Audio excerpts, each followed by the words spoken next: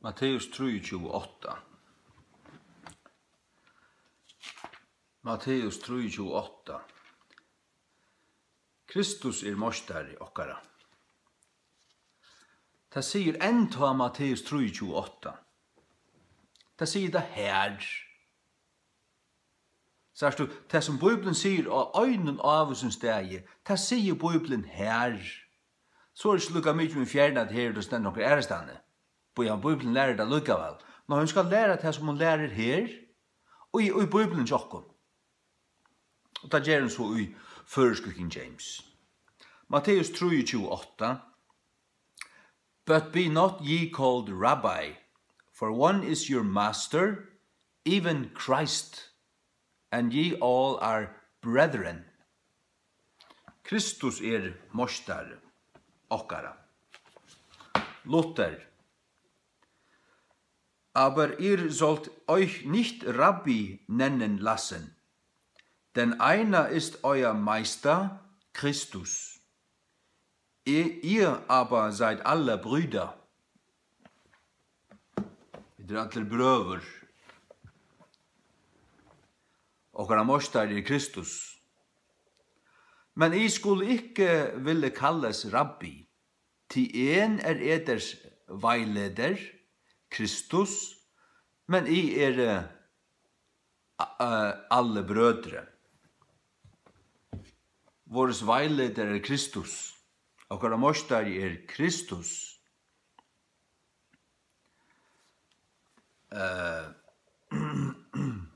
Skrøter. Men tid skulle ikke vilja kallast rabbi, tui ein mastare, tui ein tikkara veløyare, Kristus, men tid allir brøgir. At det var førisk dialekt, aller sur dialekt alltid. Tid allir brøgir. Og Guðbrandur. Og þér skuluð eigi rabbi kallast, því að einn íðar mestari, Kristur, og þér allir eruð bræður. Kristus okkara mestari. Hvað segir så dal?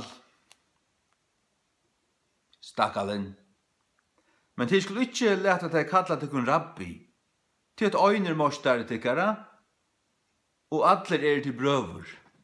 Hvor mostari okkara? Paven kanska? Mun mostari Kristus, det stendur I teksten. Og det han.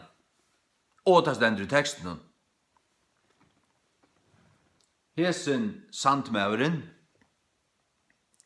Men til skulle ikke leta til kalla rabbi, til øyner mostari tikkara, og tider alle brøver. Han sier ikke hvor mostari okkara. Og jeg er alexandriska skvaldren tja Victor Danielsen.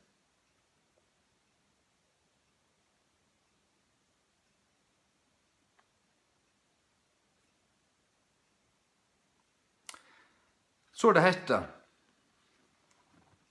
hetta. Men det skulle ikke lete folk kalla til kun rabbi, til tid av øynmostara, og tid all sistjen. Her stender ikke sistjen i teksten. Her stender brøvor, og det brøyder det enda. Og til fjerna Kristus. Fjerna Kristus og brøyder rest. Såles perversion, hun blir bare verre og verre. Perversionen til Dal og Victor nøvringar. Jeg vil ikke bruke det her heldur.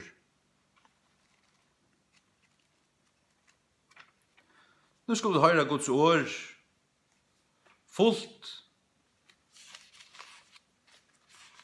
tøyt, fullt og rett. Og i til føreske Bibelen, føreske King James, FKJ, og kom ut i 2016. Men vær ikke tid kalla I rabbi, til at øyner mostare tykkara enn ta Kristus, og tid, og atler tid og brøver. Amen.